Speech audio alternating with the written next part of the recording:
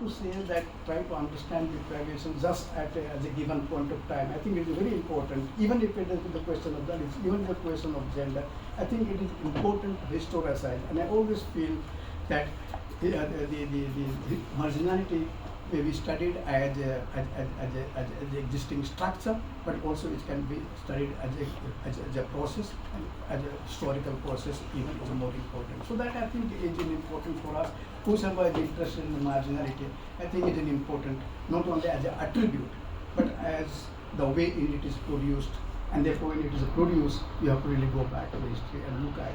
I think it is a very, very important. If you just look at the given phase of time without really looking at the larger political economy, larger social structure, I don't think it really gives a good understanding of the marginality. So that I think is important. Now, it is in those contexts that let me therefore, so what are the processes through which groups or communities who are identified as tribes came to be part of Indian society? And so if you want to do that, then you have to really go back to the colonial period, because it is the British rule, or it is the colonial state, which through war and conquest and even through annexations brought the tribal territory into the structure of the colonial state. So they became, in fact, so India was colonized, and tribals who were on the periphery, they were also in a way incorporated into the colonial state structure. And that is where you find that for the first time they become a part of the same social system. No, I won't say the same social system, but they become a part of the same political system. In the sense, the colonial state, and therefore they become a part of the colonial state. So you find tribes, non-tribes, different religious groups, they all become a part of the colonial state, and therefore it was more of a political system.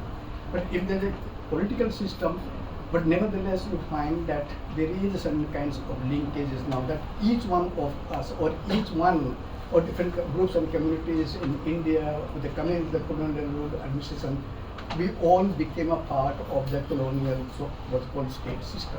And that I think is a given. Within that, therefore, you can locate that as to how therefore people who were outside of the framework, in fact they are all brought under the same political and legal framework.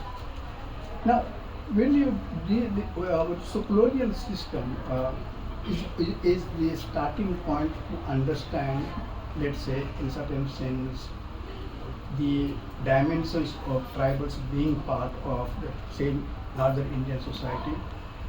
But what did we really find?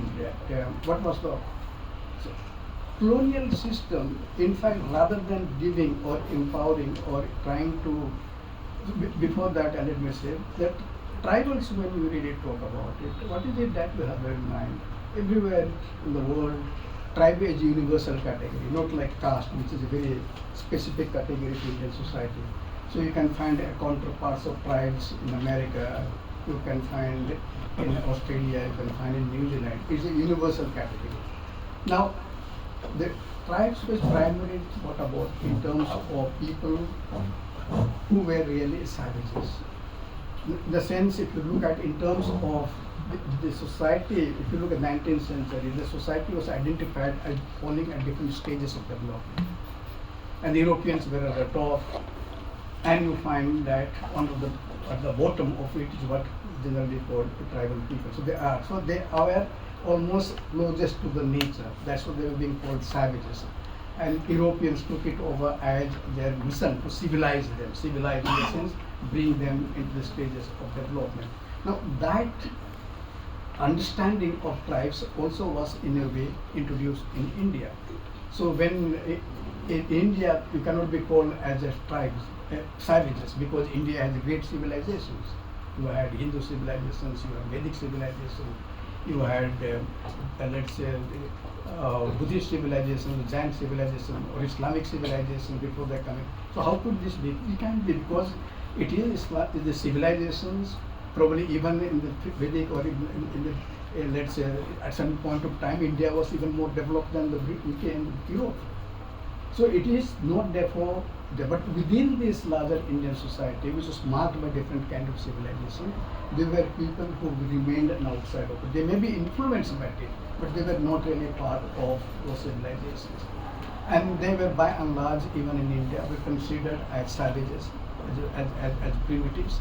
And that idea of this, the idea is still being associated with the people even after 75 years of our understanding.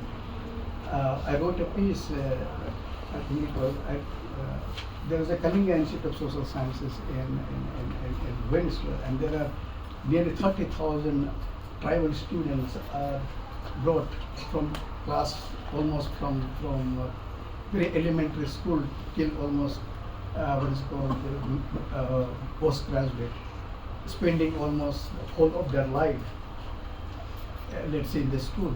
And if you really look at it, they say that we are trying to civilize them. That the idea of civilizing is so important.